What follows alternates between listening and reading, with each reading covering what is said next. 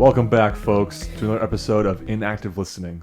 That's right. This is a two-parter. This is part two. So if you haven't listened to part one, I would highly recommend going back to the latest episode and watching. But if this is your first time here, we are your hosts. I'm Logan. And I'm Walter. And we are going to pick up where we left off, which is with Baba Is You. Yes, a wonderful puzzle game. All the credit to that discovery goes to my brother. Logan, are you familiar with the concept of a game jam? It sounds very familiar. It's similar to a hackathon. I don't know if anybody in the audience knows about that. But basically, there's a certain allotted period of time where people have to design, in this case, a video game. No one knows the prompt or the idea that they're creating around until the day of. Oh. Normally it's one day. So for the game jam, once the day starts, for instance, you'll have a prompt like, an eye for an eye makes the world go blind. Okay. And then you have to make a game based around that statement. So it could be a game about, like, I don't know, throwing toothpicks in people's eyes. And that would count, right? Or it could be a game about like the legal system and how Lady Justice is blind, like the two scales and etc. Right? Mm-hmm. I don't know what the exact theme was this year, but Baba Is You is the product of one of these game jams. Someone spent a day making it, and it works so well for a game made in a day. I'm sure the official release is cleaned up more, but the concept is so sound. I would not have thought that it was made in a day. Yeah, it's incredible. Basically, for most of the levels, you play as this sheep called Baba, and around the level there are these text blocks that you can use to dictate how the properties of the level behave. Mm-hmm. So in most of them, the text box Baba, Is, and You are combined. So you have two nouns, Baba and You, and it's joined by a conjunction. I think that's right. Is. So Baba Is You. As you get on further in the game, there are more conjunctions like and has, and not, and or. So it gets more complicated. And your goal is to manipulate these text boxes to pass the level. So when you first start out, some pretty basic ones are Baba Is You, and wall is stop, which means you can't walk through walls, and flag is win, which means you have to touch the flag to win the level. Mm-hmm. But as you move on, you might have to make wall is win in order to touch a wall to beat the level. That might be how you decide to beat it. Or you might need to make flag is you because there's a block that doesn't like having Baba walk through it. Mm-hmm. So it gets crazy complex in the later game. And there are puzzles that Logan and I have tried to figure out, like all four of us, for half an hour. And it's just like four of us in a room, and we can't figure it out. We're just swapping blocks. It's really tricky. And the creator behind it is brilliant. I don't know how he has that much creativity, but it's crazy. It's cool. Yeah, really fun game. I've enjoyed it. And I believe it's only $20, but like those are kind of games where like Breath of the Wild is great, right? Which Breath of the Wild is one that you're gonna play for hundreds of hours if you're actually gonna play it. Yeah. There's a whole like 100% completion. Yep. There's a lot to it. Yeah. I don't think Baba's it's just a smaller game. It's a smaller game, but sometimes you don't want to come home and play hours of Breath of the Wild. You want to solve puzzles. And for $20, you'll get your money's worth. Like it's a great game. Logan, you had brought up last episode how my brother and I are pretty good at seeking out these games that cost relatively cheap and making the most out of them. Like, I don't know how much Screen Peek is that. Remember that? Oh, Screen Cheat. Yeah, Screen Cheat. That's yes, what I mean. Yeah. So Screen Cheat is a game that I had found. It's on the Switch, right? On the Switch. I think the Switch has the best version, but it's on Xbox and PlayStation as well. If it's ever on sale, please buy that game. It supports the indie developers like that, and it's so much fun. You'll have a blast. Um, Basically, it's a couch multiplayer shooter, which in and of itself are pretty rare these days, and they're a lot of fun. Mm-hmm. But what this game does mix it up is everybody is invisible, including like you. So no one can see exactly where you are Unless they look on your screen. unless they look on your screen and they screen sheet. So the maps are purposely designed with really distinct, vibrant colors, Yeah. so it's easy to identify where someone's at. And the guns are all one shot, one kill. There's a handful of different handful of guns. different guns and weapons to Handful of different modes. and they're all one shot. So like the challenge is tracking someone down and pulling the trigger, as opposed to like, I don't know, trying to hold a beam of bullets, right? Right. It's very fun. I've yelled louder playing that game than most other ones, so I get into it. It's great. It's a really fun game. I don't know. It's a good party game too. It's, I think, just 4 people. I don't know if you can have an 8-person split screen. I thought it was 6, but I almost thought that too, but at least 4. at least 4. At least 2 at the very minimum, I think. But really fun. If you have siblings or you have people that you live with that you enjoy playing game night with, it is a fun one. I mean, playing with like mom or dad, I could see it getting old kind of quickly. Yeah. Playing with friends, though, it is very fun. If Yeah. you guys are competitive natured. Unless you have friends that don't want to embrace the challenge, I guess, because we've tried playing with groups of friends before. One of our guests on the podcast, Seth, tried playing it, and he hated it. He didn't. I don't know if he understood the premise of it. I just think he didn't like. He thought it was too hard. Like, how am I supposed to find where you are? Which I could, at the beginning, then whenever I played, it was definitely there's that. a learning curve, but I think it's so rewarding if you can get past that hump. It's fun. It's a blast. Because you shot them, you don't really know if they're there or not. Right. And it's almost a surprise to the other person. There's so much tension where, like, if you know you're both in the same room and you shoot and you miss, And you can see their bullet. then you're just like hopping. you have to spend time reloading. Yeah. And you have to, like, It can come at any you're moment. just waiting, like, please don't shoot me while I'm reloading. Like, oh god, it's so much fun. Yeah, and like, not only are the maps really colorful, so that way they clue you in onto where you're at or where they're at, but like when you shoot certain guns, there's a smoke trail that appears, so that follows you for a little bit. I think there's also like a grenade or like a C4, right? Yep, yeah. Something There's visual cues, like almost like comic book vibration, like Spidey sense cues sometimes. There's a weapon that makes you run really fast, so you leave like a trail of fire behind you, so people can locate you down faster. So there's a lot of nuance to it. It's really fun. It is a fun game. I enjoy it. And that's never one that I think I would have... If I would have spent, like, a lot of time searching in the store, I might have stumbled across it. But another game that I really enjoy, Unrailed. Unrailed. Such a good game. Unreal, dude. The art style is like... It's like Crossy Road. It's a lot like that. Blocky texture, but not super graphical. But why don't you explain the premise of it? So, Unrailed is an isometric co-op or versus experience where the goal is to lay down track for a train that does not stop.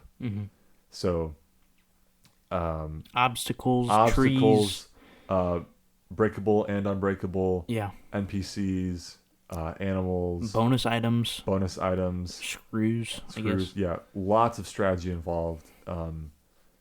As you progress, the train gets faster, and it only slows back down once you upgrade the engine, which uses the screws, or the bolts, I guess. And the downside of upgrading the engine is that it puts you in a more difficult terrain. So you have to really weigh if you can handle a fast-moving train, or if you want to jump into this much more difficult terrain to navigate through. It definitely is like, it feels hectic at times. Yeah. And you're kind of all over the place. Yeah. If you're playing with a friend or a couple friends, especially in the earlier levels, it really feels like you're just juggling, which Yeah. is like you're balancing a whole bunch of stuff at once, and Yeah. you guys are cooking along, and it's doing good. There's trees and stuff in the way that you not only just have to clear at times, but also you need that to build track. So the Track. train builds the track on Yep. its cars. It also will overheat, so you have to like stop what you're doing and grab the bucket and fill it at a stream and bring it back. The elements of it are also really good though. It'll rain, so then you don't have to Yep. refill the engine or cool it down because Yep. it's already raining. If it's nighttime, the heat of the engine will actually illuminate stuff. Yeah. So it's easier to see, but you're kind of playing with fire quite literally, because Yeah. if you let it get out of control, then the train burns. Mm-hmm. I mean, we could go on about that forever. Like the music Music is music really is great. good. It's a great ambiance and relaxing, but not slow. Mm-hmm. It's very quiet, but it's fast, because what you're doing is you don't have all the time in the world. Like, you got to be on it. Right. And I mean, I've played with you a bunch of times, but I played with my other friends from like my day ones, you know, Mm-hmm. and I mean, everybody's different. Right. Similar to Overcooked or another kind of more common team game like Moving Out. The friendship will be stressed, but that's what makes it so much fun. You Right. know, like when you're all screaming at each other and you're freaking out about getting the job done. That does happen. My experience a lot. I guess we haven't even made it that far into the game yet, though. Yeah. But we've been able. I feel like I'm splitting the load, though. If I was playing alone, this would be hectic. Yes, But it's a since game I'm that not gets- playing alone, it gets a lot more fun and easier with 4 people. Okay. Because then, when you're with 4 people, everyone has one job. But then there's always something that you have more people, there's less room. If you don't clear out a path for you to move in front of the train or anything like that, you can easily get, like, you're stuck behind the train because there's just one track. It's on it in between a set of trees, and it's going to head for a collision, and you didn't play it right, so you're like squeezed behind it. You have to wait for it to pass so that you can get to the front of the train, and by that point it's already too late. If you can sprint, like do like a quick little sprint. People are carrying stuff, you can sprint into them and make them knock it, which can cause frustrations. There's a lot to it. It's really fun. It's a really good game. I don't know how much that one is. Is it like $15? $15, yeah. But I got on sale for $5. Okay. So. Yeah. And like, if you're trying to game on a budget, because God knows that gaming is so expensive. It is. Especially now with the AAA standard being $70. Yeah. That's crazy. So I think it all adds back to what makes these games so magical, is that really small development team, really, I guess the concept's not groundbreaking, but sometimes it's like you don't. When it's applied it's a simple, well, it's great. Yeah. Like you don't need this like mind bending plot, right, or mechanics. In Unrailed, you have 2 buttons. You can walk around and you can pick stuff up / put stuff down. Yeah, that's it. Yeah, like if you want to mine something, you have to pick up the pickaxe and stand next to the rock. Yeah, and then it automatically does it for you. Because that's not the focus point of the game. Like, right, how good your swing is. It's time management and resource management at its finest. It's great. Which is fun. It's really good game. I don't want to bring our entire last episode back up of Breath of the Wild, because that was like a large portion of that. I never got to ask you though, and the music of Unrailed reminds me of the music for cooking in Breath of the Wild. Really? Yeah, because it's like whenever you're cooking something, it's kind of like I don't know, it sounds like dishes. Yeah. It sounds like water. Yep. And there's kind of like a cheerful, I don't even know what instrument that really is, that last. There's like a train whistle thing. Yes, yeah. And which sounds like a kitchen, kind of. Yeah. And in Unrailed, it's like more clickety clackety. Yeah. Because of the train on the tracks. You know, at times I feel like it sounds like people are like building track. Yes, yeah. Same kind of vibe. to me, I think Unreal reminds me most of Minecraft. Really? Yeah, I think the C418 classic Minecraft soundtrack lineup, Mm-hmm. that's what it reminds me of. It's interesting. Yeah, because C418, we could talk for an hour about that easily, but his soundtrack was great at being a good single player soundtrack first, and then I think it was a good multiplayer soundtrack. Whereas Unreal is the opposite. I think. Really? I think it adds more of the atmosphere with multiple people. Yeah. I like playing it with people, definitely.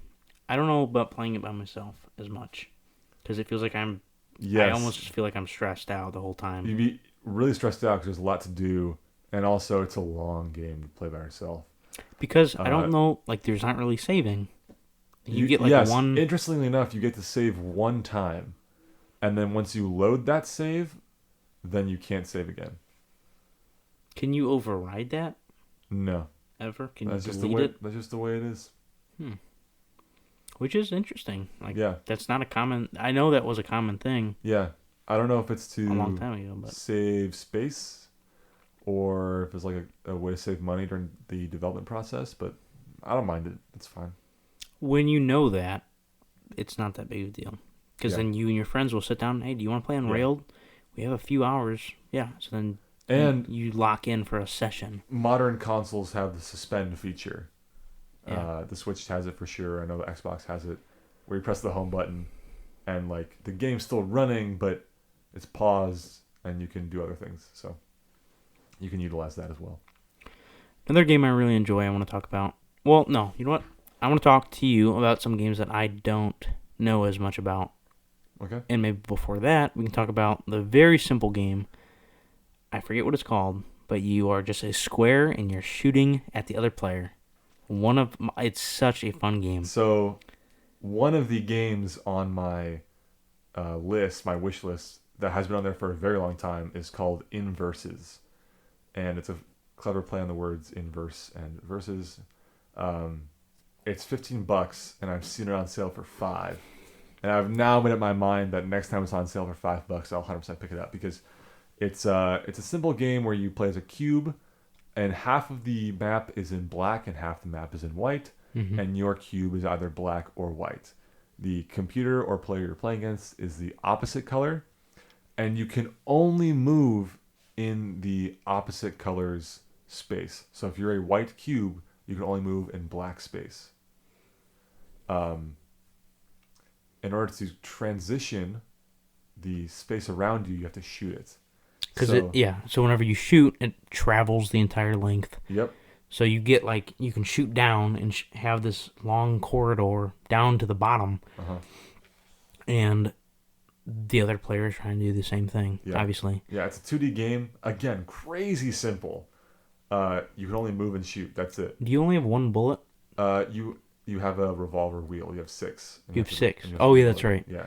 And then after your 6, stuff slowly kind of spawns in. There's a red bullet that'll spawn that whizzes past and kind of overpowers everything. It's really quick. But it's I don't know. I really like it. You're as simple as it is, as you're just a block or whatever, trying to move around other blocks. You're trying to peek around corners to try to catch the other guy so you can hit him. Your bullets could collide and it kind of it ends it right there. Right. Similar to Wii Tanks or something like that. Yeah. Yeah, Logan and I have only ever played this as part of a demo. We have played and the demo ends and it's you want to buy the game, and we just exit out and get back in. Yeah, and it's so great. It is great. I wish we could play with. We need to get the full game. Yeah, I wish that more games would utilize demos. I think that's kind of been a trend that has fallen away, which is so sad because I think demos still have a lot of value in getting the customer to actually purchase the product. That's interesting. I don't play demos that much. I guess I don't look at a lot of smaller games, but I'll watch a video about it, the video that they have on it. I'm okay, this looks interesting, and if it's expensive, then I'll probably watch YouTube videos about it, and then I'll just buy it. I don't really spend the time to download and put the space on my thing and be like, oh, this game sucks, and then I just delete it, which I think you should. I definitely think I should do. That's not a good practice because then I would have Yeah, never heard about this game. yeah. I'm a firm believer in protecting your wallet Yeah. in all aspects, but when it comes to gaming, because it's so expensive, so I never pre-order anything because See, and that's when I you, that's think where you and I are a little bit I different, I think think. it's a scam because they know that they're not going to sell their game otherwise because it's bad. Okay, I pre-ordered Tears of the Kingdom Okay, because I love Breath of the that's Wild. one of the few where I think it's fine. You know it's going to be good. I know it's going to be Mm, good. I got burned out in that aspect of, which is slightly different than I think what you mean. I got burned out of Tears of the Kingdom pretty much. wow. Like, kind of. I also don't have time. If Yeah. I had time, I would play it. Yeah, but that's not because of the pre-order aspect. Right. That's not. Yeah. I didn't order it, and then I was like, oh, Yeah. I hate this game. Um, That one, I think, though, it's safe to. Mario, on the other hand, has like so many different games. I would not do that to. They have like the Cat Mario, and they have yeah. Paper Mario, Yeah. and they have like all these very childish Marios. Yeah. I'm like, I'm not gonna. Legend of Zelda, though, this Tears of the Kingdom that they have been teasing and having trailers for, and I know it's coming off the same like platform as the one that I is my favorite game, I think, of all time. I would pre-order it because Yeah. I want to make sure I get it because I know it's gonna pretty much sell out Yeah. very soon. Yeah. What Other was- stuff that I don't play is like Mario Kart. Maybe. I also don't like it as much though. Yeah. I just think So to not pre-order anything ever, pre-ordering means that you cannot look at a review or real gameplay before that's fine. you buy. That means you're placing a lot of trust on what the developer Mm-hmm. is selling you. I think you should definitely look into like reviews and know what you're getting Absolutely, first. and I agree. And like with demos, it's like the most it's the closest thing you can get to playing the game without owning the game. Right. So But I think it has a place. I definitely think it has a place though. yeah. And Nintendo, I know that they're gonna do good at Legend of Zelda, and if they make a bad one, that's not super heard of. There are some poor Legend of Zelda games, but coming off Not of this many. background, yeah, not Yeah. many. So I have full trust that this game is gonna be amazing. yeah. They've been building it for years. Yeah. They've been teasing it. I want to review it. I want to be the person that, I have the first taste at it, Yeah. so I can experience that. Maybe that, but I will say, like Breath of the Wild, I would watch it the whole summer that I did not have my Switch. I would watch videos about it. I would do all this, and it was like building up. I'm like, oh my gosh, I can't wait to get this game. Tears of the Kingdom, I ordered it. It came in. I was super excited, played it, and then it kind of fizzed out kind of Yeah. quicker. Yeah. So I can understand that. Yeah. Other games, I definitely would agree that, Yeah. which I should play the demos though. I usually look at reviews or watch videos more than I will play the demo. But I don't know. I don't know how many games actually offer demos though. Most of them are independent, but like Metroid Dread, that has a demo, and that's the reason why I bought Metroid Dread. Okay. And I mean, like I was very happy with that game. It was kind of short. For $60, it's a pretty short campaign. But I mean, it was a contender for Game of the Year. Yeah, it was a blast. Terraria, I started playing recently. Oh my gosh, yeah, I haven't thought about Terraria in so long.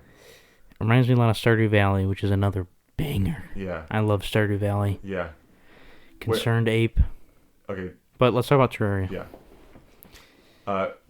Quick question: when you play Terraria, what is your jump button? I play on keyboard. Oh, okay.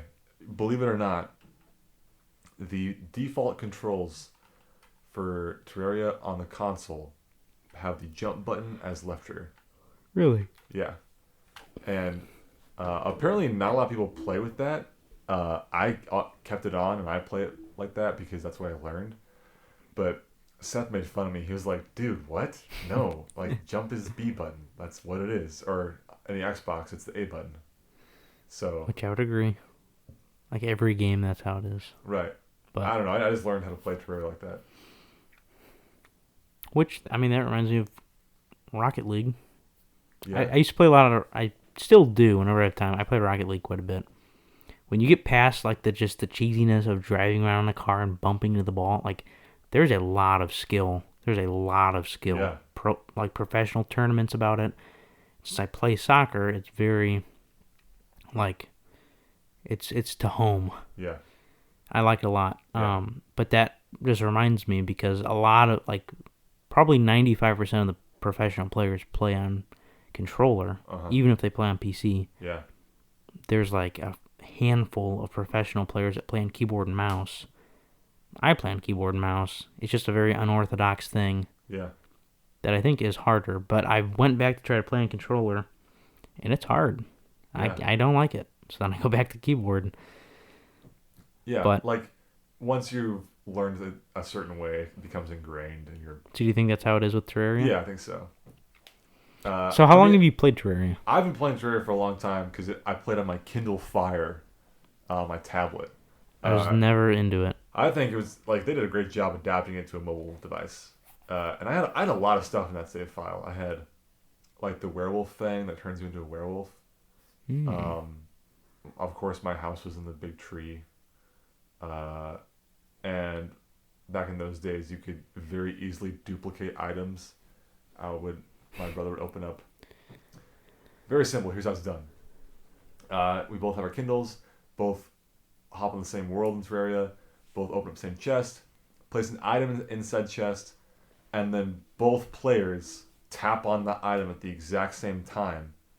And it puts it in both their inventories. And now they both have that item. So... Did you think you were slick? I thought it was slick. It was so cool, bro. Because it wasn't easy. Like, it had to be the exact same frame. So we spent like 5 minutes trying to duplicate this item, trying to get the timing down.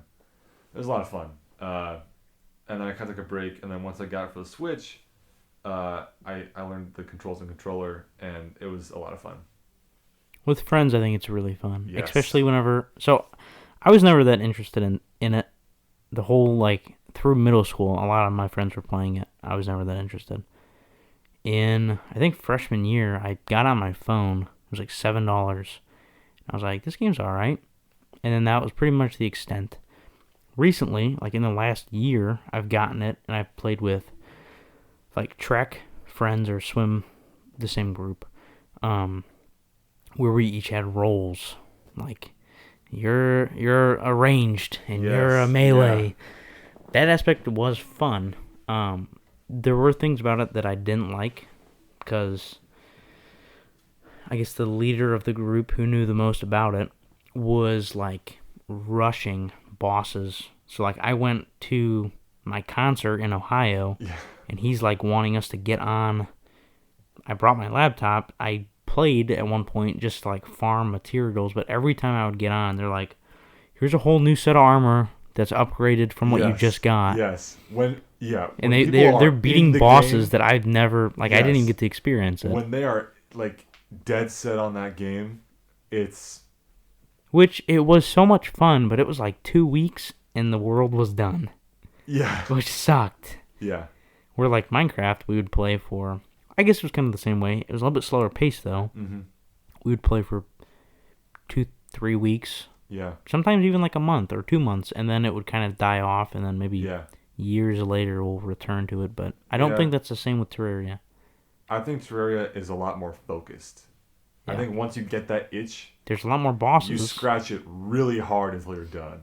Yeah. Whereas Minecraft's more intermittent. Yeah, that's true. Hard game, though. Very hard. Yeah. Especially whenever I come back after a week. Especially when you play on hard mode. That's what... So, yeah, we did stuff. Expert mode? I don't know. Like, it's a hard world, and then you go into hard mode, expert mode. Yeah. But, fun game. I enjoyed it. The aspect of it is really cool. I wish I would have played it sooner, but...